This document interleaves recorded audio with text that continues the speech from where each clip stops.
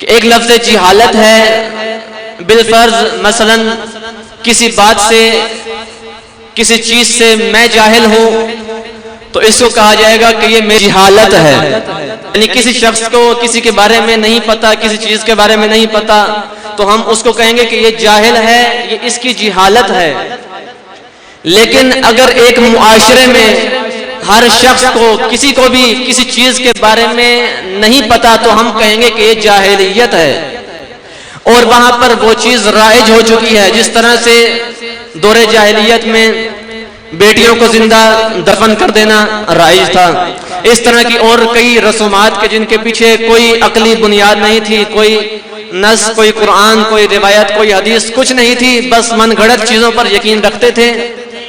ان یقین پر عمل کرتے ہوئے انہوں نے ان کو اپنی رسومات بنا لیا، تو اس دور کا کیا نام تھا؟ دور جاہلیت۔